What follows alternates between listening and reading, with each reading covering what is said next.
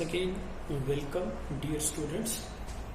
Last lecture हमने देखा था introduction of linear programming problem, और वो introduction of linear programming problem देखने के बाद अब हम देखने वाले हैं वो लीनियर प्रोग्रामिंग प्रॉब्लम के आगे के दो टाइप्स। उसके पहले let us revise that linear programming problem का स्टेटमेंट क्या होता है। So what is linear programming problem? Linear programming problem is the particular way of finding the values. किसकी values find out करनी है? Finding the values of x1, x2, x3 xn that maximize or minimize. क्या करेगा? Maximum करेगा, नहीं तो minimum करेगा। किसको maximize नहीं तो minimize करेगा? Objective function को। What is objective function? z equal to particularly z equal to c1 x1 plus c2 x2 plus cn xn। इसको मिनिमाइज मैक्सिमाइज करेगा, नहीं तो मिनिमाइज करेगा, एटसेट्रा एटसेट्रा व्हाटएवर। अब अगर इतना क्लियर हो गया हो तो अब जरा इसको और डिटेल में देखेंगे। Subject to the set of constraints, particularly linear equations, these are subject to the set of linear equations in particular. So what are those linear equations? a11 x1 plus a12 x2 plus a13 x3 a1n xn for less than or equal to or greater than or equal to b1, a2 x1 a22 x2 a23 x3 a2n xn less than or equal to or greater than or equal to b2. Considering the same way, proceeding in the same way, we will get the last equation, that is am1 x1 am2 x2 plus am3 x3 amn xn less than or equal to or greater than or equal to b. अब जरा इसको देखेंगे तो यहाँ पर particularly x1 x2 x3 greater than or equal to xn greater than or equal to 0 होगा। अब ये जो greater than or equal to 0 में कह रहा हूँ बच्चों, इसको जरा ध्यान से देखना। यही चीज मैंने इंट्रोडक्शन की वीडियो में भी आपको बताई थी कि ये नॉन निगेटिव होगा। ठीक है, the decision variable should be non negative, ये कहा था। ठीक है, अब इसको अगर मैं समराइज करूं तो z equal to C X, मैं मैथमेटिक्स के बेसिक मैट्रिक्स मल्टीप्लिकेशन के रूल बोल रहा हूँ। जब इस कॉलम रो वेक्टर को मैं इस कॉलम वेक्टर से मल्टीप्लाई करूंगा तो मुझे ये मिलेगा। So that means C X ax equal to b या ax less than or equal to b या ax greater than or equal to b। My dear students, ये तो वही है जो हम पहले ही देख चुके हैं। ठीक है, सो इस सब को कंस्ट्रक्ट करके मेरा लीनियर प्रोग्रामिंग प्रॉब्लम बनता है, और मैं इसी के इंट्रोडक्शन के बारे में बात करने वाला हूँ। ठीक है, अब आगे बढ़ते हैं पर्टिकुलरली किसके पास? ग्राफिकल मेथड के पास। सो बच्चों जरा इसके पास ध्यान देना। What is this graphical method? अब ये ग्राफिकल मेथड मतलब मुझे ये एलपीपी ग्राफ वाली मेथड से क्या करना है? सॉल्व करना है। ग्राफ वाली मेथड यानी क्या? मुझे यहाँ पे ग्राफिक्स का यूज करके, इसको ग्राफिकल का यूज करके सॉल्व करना है। तो पहली चीज ये बात याद रखिए बच्चों, अगर मुझे ग्राफ का यूज करना है, पर्टिकुलरली लीनियरिटी का यूज करना है, तो इसका पहला लिमिटेशन ये है कि ये सिर्फ और सिर्फ दो वेरिएबल के साथ डील करेगा, यानी तीसरा वेरिएबल नहीं आना चाहिए। समझे मैं क्या बोल रहा हूँ? सिर्फ और सिर्फ दो वेरिएबल के साथ डील करेगा, तीसरा वेरिएबल का कोई संबंध नहीं है, तीसरा वेरिएबल इसमें आएगा भी नहीं। यानी सिर्फ x एंड y या x1 एंड x2 की बात मैं करूं तो ही ये मेथड सक्सेसफुल है, अदरवाइज नहीं। The simple reason is that क्योंकि मैं 2 डायमेंशनल मेथड से इसको सॉल्व करने वाला हूं। यानी क्या करूं? Plot the Cartesian coordinate system. सबसे पहले ईच कंस्ट्रेंट को प्लॉट करो, find the solution region. After that, find the coordinate vectors of the vertex of the solution region. जो solution region जिससे बना है वो vertex find out करने का ट्राई करो। Compute z for each of the vertex, यानी z को हर एक के लिए कंप्यूट करने का ट्राई करो। जब ये सब चीजें फाइंड आउट करोगे तब आपको अल्टीमेटली वो मैक्सिमम मिलेगा, नहीं तो मिनिमम मिलेगा, दोनों में से कुछ तो एक। होपफुली ये समझ में आ गया होगा। तो इसकी नोट याद रखना बच्चों, this is the most important concept of this graphical method. If all constraints are greater than और इक्वल टू टाइप, ध्यान से देखना, all constraints are greater than और इक्वल टू टाइप, ये बड़े हैं अगर, ठीक है, then the solution region is unbounded. अगर सभी कंस्ट्रेंट ग्रेटर देन और इक्वल टू टाइप है तो वो सॉल्यूशन रीजन 101% अनबाउंडेड होगा। Is it clear? ठीक है. नेक्स्ट, अगर the function is of maximisation type, ये ध्यान से देखना, then the function should be of the maximisation type. मैं पर्टिकुलरली इसका एक प्रॉब्लम लूंगा. ठीक है, नॉर्मल प्रॉब्लम में ही मैं इसको समझा दूंगा, लेकिन इसका एक अलग से प्रॉब्लम लेने का भी ट्राई करूंगा. Next, if the solution region is unbounded and the objective function is of minimisation type. ध्यान से सुनो, if the solution region is unbounded. अब सॉल्यूशन रीजन अनबाउंडेड है, इसका पहला मतलब ये निकलता है कि वो ग्रेटर देन और इक्वल टू टाइप कंस्ट्रेंट्स हो. पर्टिकुलरली फिर भी ये कह रहे हैं कि if the solution region is unbounded and the constraints objective function is of minimization type, then we get the optimization solution at the lower vertex. At the lower vertex. छोटी सी मैं अगर बात करूं बच्चों आपके सामने, तो मैंने आपको एक चीज समझाई थी जब मैंने लोकल मैक्सिमा एंड मिनिमा की बात की थी, relative maxima and relative minima की बात की थी. छोटी सी बात जरा ध्यान से देखना. मैंने आपको कहा था कि आपके शर्ट के जो बटन्स हैं उनको हम कंसीडर करेंगे. जो सबसे वाला नीचे बटन है उसको हम सबसे लोएस्ट, तो उसको हम कहेंगे ग्लोबल मिनिमम. सबसे ऊपर वाला बटन है उसको हम कहेंगे global maximum. Understood? Global minimum, global maximum. अब फर्ज करो, समझो कि ये ग्लोबल मैक्सिमम है ही नहीं, इसके आगे भी और बटन्स है. इमेजिन करो, खाली सिर्फ इमेजिन करने का ट्राई करो कि उसके आगे भी बटन्स है, आगे बढ़ रहे हैं, बढ़ रहे हैं, बढ़ रहे हैं. तो मैं क्या समझ सकता हूं कि इस केस में अगर वो बटन्स अनबाउंडेड है, समझे मैं क्या बोल रहा हूं? बटन्स अगर अनबाउंडेड है तो इसका तो मैक्सिमम वैल्यू मिलने का कोई सवाल ही नहीं उठता. तो बच्चों इसकी मैक्सिमम वैल्यू मिलने की रही तो 100 आउट ऑफ 99.999999% इसकी मिनिमम वैल्यू मिलेगी. और माय डियर स्टूडेंट्स, वो मिनिमम वैल्यू दूसरी तीसरी कुछ नहीं होगी. जो पहला बटन है आपका वही आपकी मिनिमम वैल्यू होगी. Are you getting this? जो आपका पहला बटन है वही आपकी मिनिमम वैल्यू होगी. इतनी बात याद रखना. अगर ये समझ में आ गया हो तो अब मैं जरा सा इसको और आगे बढ़ता हूँ. यही वो कहा है कि ये अगर वो फंक्शन अनबाउंडेड है और अगर वो मैक्सिमाइजेशन टाइप का उसका मिनिमाइजेशन टाइप का उसका ऑब्जेक्टिव फंक्शन है, तो वो ऑप्टिमाइजेशन आपको लोअर वर्टेक्स पे मिलेगा, नीचे वाली चीजों पे मिलेगा. आगे देखने का कोई फायदा ही नहीं है, वो तो इन्फिनिटी जाएगा. इतना क्लियर हो गया होगा. तो नेक्स्ट देखना, if the solution region is unbounded and objective function is of maximisation type. देखो, इसको कहते हैं कि एक तो पूरा परेशानी तो ही, उसमें और चीजें बढ़ गई. अनबाउंडेड सॉल्यूशन रीजन है और पर्टिकुलरली वो ये कह रहे हैं कि ऑब्जेक्टिव फंक्शन भी है, वो भी मैक्सिमाइजेशन वाला है. तो उस केस में ऑप्टिमम सॉल्यूशन भी अनबाउंडेड ही होगा. ऑप्टिमम सॉल्यूशन देखने का कोई सवाल ही नहीं उठता. ये इनका कहना. होपफुली ये समझ में आ गया होगा आपको. अगर ये समझ में आ गया हो तो अब हम ध्यान से सिस्टमेटिकली इसके प्रॉब्लम की तरफ जाते हैं.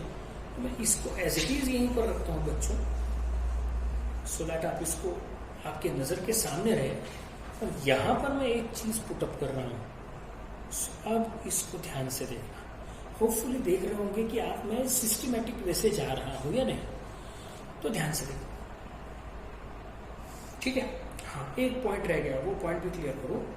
If we do not get the solution region, if we do not get the solution region, अगर हमें कुछ भी करने के बाद सॉल्यूशन रीजन मिला ही नहीं, तो इसका मतलब मैं ये कह सकता हूं कि द कंस्ट्रेंट्स आर इनकंसिस्टेंट, यानी इसका एक दूसरे के साथ कोई भी संबंध नहीं है. मैंने क्या कहा बच्चों कि एलपीपी का सॉल्यूशन मिलने के लिए पहली प्रायोरिटी ये है कि वो जो कंस्ट्रेंट्स होंगे वो कंस्ट्रेंट एक दूसरे के साथ क्या होंगे, रिलेटेड होने चाहिए. अगर वो रिलेटेड है ही नहीं तो मैं उसके साथ कुछ भी नहीं कर सकता. This is the fundamental thing that जिसकी बात हमें करनी है. होपफुली ये समझ में आ गया होगा आपको. अगर ये समझ में आ गया है तो मैं आगे फिर से बढ़ता हूँ. ध्यान से देखना मैं क्या बोल रहा हूँ इसको. अब हम प्रॉब्लम की तरफ जाएंगे. क्या कहा है problem? Maximise z equal to 2x plus 5y. Subject to constraint, जिन कंस्ट्रेंट की बात कर रहा था वो constraint 8x plus 4y less than or equal to 15. Second, 3x plus 5y less than or equal to 12. X less than or equal to 5. X y greater than or equal to 0. इतना हो गया। तो अब पहला problem solve करने के लिए structure wise behave करेंगे। सबसे पहले what is the given problem, we will write down the given problem once again. So we have wrote the given problem that the given equations of problem is max z equal to 2x plus 5y, subject to constraint 8x plus 4y less than or equal to 15, 3x plus 5y less than or equal to 12, x less than or equal to 5, x and y greater than or equal to 0. अब ध्यान से देखना, हमारे लिए objective function important नहीं है, जितना हमारे लिए अभी इंपॉर्टेंट है ये कंस्ट्रेंट्स। तो this is constraint 1, constraint 2, constraint 3, इन तीनों को हम आइडेंटिफाई करेंगे। सबसे पहले देखा constraint 1, from constraint 1 8x plus 4y equal to 15, see carefully, 8x plus 4y equal to 15, less than नहीं, इक्वल टू, समझे, जानबूझकर, क्योंकि मुझे वैल्यू चाहिए जिस वैल्यूज के बेसिस पे मैं इसको डील कर सकूं। ध्यान से देखना। सो 8x plus 4y equal to 15। अब पुट x equal to 0, मैं इसी इक्वेशन में x equal to 0 पुट किया। जब x equal to 0 पुट किया तो देखना y की वैल्यू मिली 15/4 यानी 3.7। तो x equal to 0 के लिए 3.7, इसका मतलब पॉइंट बना 0,3.7। सिमिलरली उसी वे से, उसी स्ट्रक्चर से हमने फिर क्या किया, y इक्वल टू 0 पुट किया। y इक्वल टू 0 पुट करने के बाद मुझे x की वैल्यू मिली 15.8, 15/8 यानी आंसर मिला 1.8, तो पॉइंट मिला 1.8,0। अब इन दो पॉइंट्स को कंसीडर करने के बाद अब मैं क्या कह रहा हूं, ध्यान से देखना। फ्रॉम कंस्ट्रेंट 2, पहले कंस्ट्रेंट के 2 पॉइंट हो गए। अब फ्रॉम कंस्ट्रेंट 2 दूसरे से क्या मिला, दूसरे से मिला पुट x इक्वल टू 0। जब x इक्वल टू 0 पुट किया तब मुझे y की वैल्यू मिली 2.4, यानी जो पॉइंट मिला वो मिला 0,2.4। सिमिलरली कंस्ट्रेंट 2 पर मैंने y इक्वल टू 0 पुट किया, तब x की वैल्यू मिली 4 और जो पॉइंट मिला वो मिला 4,0। समझे, यानी अब मेरे पास बेसिकली बच्चों 4 पॉइंट है। कौन कौन से, 0,3.7, 1.8,0, 0,2.4 एंड 4,0। इतना समझ में आ गया हो तो अब मैं आगे बढ़ता हूं। अब ये मेरे थोड़ी देर के लिए एज इट इज रखूंगा जब तक मैं इसको क्या ना करूं, प्रॉब्लम को पूरा ना करूं। ठीक है, अब ध्यान से देखिए। अब plot each constraint on the plane. अब मैंने ईच कंस्ट्रेंट को प्लॉट करना चालू किया। उस प्लॉट ईच कंस्ट्रेंट के पहले मैंने पूरा रामायण लिख दिया, यानी वैल्यूज फाइंड आउट की, सब किया and then and then only मैं उसको क्या कर पाया, प्लॉट कर पाया। सो सी केयरफुली, प्लॉट किया, plot each constraint on the plane. अब प्लेन में एक इक्वेशन, दूसरा इक्वेशन और x इक्वल टू 5 वाली है straight line as it is. अब बच्चों यहां पर वो चीज काम में आएगी, आपके कंस्ट्रेंट कौन कौन से हैं। मैं बोल रहा हूं आपके तीनों कंस्ट्रेंट लेस देन और इक्वल टू है, अंडरस्टूड।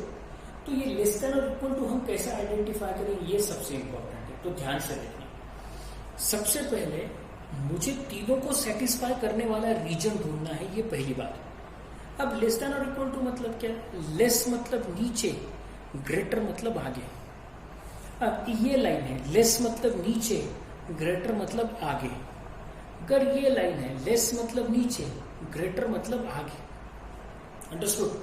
मुझे तीनों को सेटिस्फाई करना है, अंडरस्टूड। मुझे तीनों को सेटिस्फाई करना है। घर में अगर मुझे नए कपड़े चाहिए तो मुझे पहले माँ को पटाना पड़ता है, फिर बहन को पटाना, नहीं तो भाई को पटाना पड़ता है, तब जाके मैं कहीं पर पापा को पटा सकता हूँ। समझ में आ रहा है, अंडरस्टूड, ताकि कोई भी अपोज ना करे। तो सिमिलरली मुझे जब फिजिबल रीजन चाहिए तो ये लाइन ने भी अपोज नहीं करना चाहिए, इस लाइन ने भी अपोज नहीं करना चाहिए, इस लाइन ने भी अपोज नहीं करना चाहिए। ये बात याद रखना। Next, X and Y greater than और इक्वल टू 0, मतलब मेरा रीजन ऊपर ही होगा, इधर नहीं, इधर नहीं, इधर नहीं, यानी फर्स्ट क्वाड्रेंट में होगा, सेकंड नहीं, थर्ड नहीं, फोर्थ नहीं, ये याद रखना। अब जरा ध्यान से देखें, क्या कहा, एक्स लेस देन और इक्वल टू 5, मतलब माय डियर स्टूडेंट्स ये अगर लाइन है तो एक्स लेस देन और इक्वल टू 5, मतलब ध्यान से सुनना, ये वाला रीजन मेरे काम का है, ये वाला रीजन मेरे काम का नहीं है, cross, not of use, understood. यानी अब मुझे क्या चाहिए, ध्यान से सुनना मेरे बच्चों, ये ध्यान से देखना, यानी अब मेरा काम सिर्फ इतना है, ये यू में है, ये यू ऊपर जाने वाला जो यू है ना, वहीं पर मेरा काम है, बाकी कहीं पर भी मेरा काम नहीं, लेना देना ही नहीं है मुझे। फिर मैंने पूरे पॉइंट्स प्लॉट करने के बाद अब मुझे लाइन मिली, एक लाइन, दो लाइन और ये तीसरी का तो यूज पहले ही कर रहा। अब ध्यान से, तीसरी का यूज करने के बाद अब ये लाइन का लेस देन मतलब नीचे वाला, ये लाइन का ग्रेटर देन मतलब ऊपर वाला। ध्यान से सुनना बच्चों, ये रीजन, ये छोटा सा ट्रायंगल, ये ट्रायंगल जिसके ऊपर अभी मेरा क्या है, पेंसिल है, ये इस लाइन से लेस है लेकिन इस लाइन से ग्रेटर है। अंडरस्टूड मैं क्या कह रहा हूं? छोटी सी बात याद रखना, लेस मतलब पीछे वाला, मतलब लेस देन, आगे वाला मतलब ग्रेटर देन। मुझे लेस देन वाला एरिया चाहिए, ग्रेटर देन वाला एरिया नहीं चाहिए, अंडरस्टूड, क्योंकि मेरे कंस्ट्रेंट लेस देन। अब ये वाला रीजन इस लाइन के नीचे है, 100% चलेगा, लेकिन इस लाइन के ऊपर है, नहीं चलेगा। मम्मी ने तो मान लिया कि तुझे नई ड्रेस दिला के दूंगी, लेकिन बहन अभी तक नहीं मानी। समझे ना मैं क्या बोल रहा हूं? मम्मी ने तो मान लिया कि बच्चे तुझे ड्रेस दिला के दूंगी, लेकिन बहन अभी तक नहीं मानी। बहन बोल रही नहीं चलेगा, यानी ये रीजन हमें नहीं चलेगा, क्योंकि एक से लेस है, दूसरे से ग्रेटर है। अब इस रीजन को देखो, ये छोटा सा ट्रायंगल यहां पर ऊपर है, इस कंस्ट्रेंट से लेस देन है, 101% है, लेकिन इस कंस्ट्रेंट से ग्रेटर है, मतलब ये भी रीजन नहीं चलेगा। यानी अब जरा देखो कॉमन रीजन बचा कितना, ध्यान से देखना बच्चों, ये जो हाइलाइटेड रीजन है ये इस लाइन के भी नीचे है और इस लाइन की भी नीचे है, लेस नीचे, इसीलिए वही रीजन हमारे काम का है जो लेस है। ग्रेटर देन वाला रीजन हमारे कुछ भी काम करे। तो अब जितना हाईलाइट किया है वो रीजन देखो। अब हाईलाइट करने के बाद ध्यान से देखना, फिर उसके क्या आइडेंटिफाई करो, find the solution region. Solution region find out किया, फाइंड द कोऑर्डिनेट वर्टेक्स, इसके वर्टेक्स फाइंड आउट करो। तो वर्टेक्स कौन से, 0 0, 1.80, 0, 2.4 और ये एक पॉइंट बचा। अब ये पॉइंट हमने तो फाइंड आउट ही नहीं किया, लेकिन what this point is my dear students, ये point is a point of intersection between this line and this line.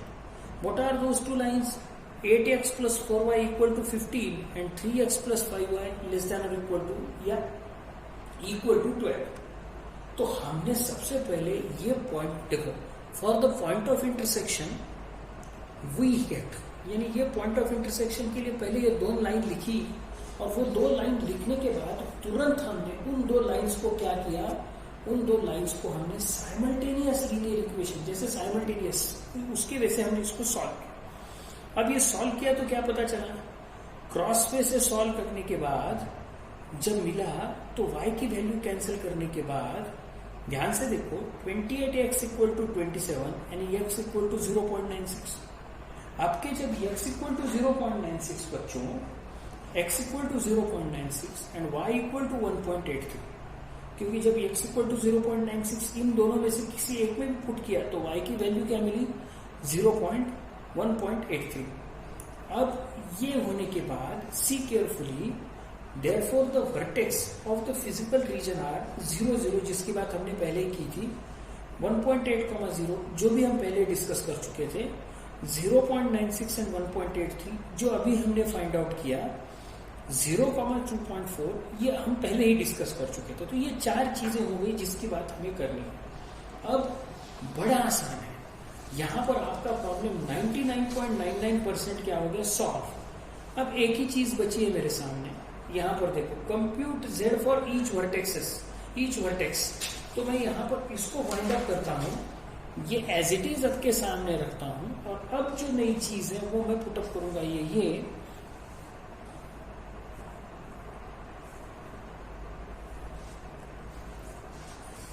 0, 0, 1.8, 0, 0.96, 1.83, 0,2.4, ये ईच वर्टेक्स लिखा, वहां पर z की वैल्यू कैलकुलेट की। व्हाट इज z की value, see carefully, this is the z की value, z equal to 2x plus 5y। Put z equal to 2x plus 5y, 0, 0 put करो, z की value 0, 1.8 put करो तो 3.6, 0.96 and 1.83 put करो तो 11.07, और जब मैं 0,3.4 पुट करूं z में तो मुझे वैल्यू मिली 12। तो व्हाट इट इंडिकेट्स बच्चों, it indicates that at z equal to at the point 0,2.4, ये है वो पॉइंट जहां पर फंक्शन की वैल्यू क्या है, मैक्सिमम है। तो हम लिखेंगे therefore the function gives maximum value at x equal to 0 and y equal to 2.4. So this is the case जिसकी हमें डिटेल में बात करनी है। तो बच्चों आज के लिए मैं यहीं पर रुक रहा हूं, मैं कल के लेक्चर में जब लूंगा, नेक्स्ट लेक्चर में लूंगा, मैं इसके और 3 प्रॉब्लम लूंगा और डिटेल में इसको डिस्कस करूंगा। अभी प्रॉब्लम आप सामने देख ही रहे हैं, उसी से कंटिन्यू स्टार्ट करूंगा, और 2-3 प्रॉब्लम लेकर मैं ये प्रॉब्लम क्या कर दूंगा, टर्मिनेट कर दूंगा। फिर हम बढ़ेंगे सिंपलेक्स मेथड के पास। तो आज के लिए I am stopping here only. Thank you, thanks a lot.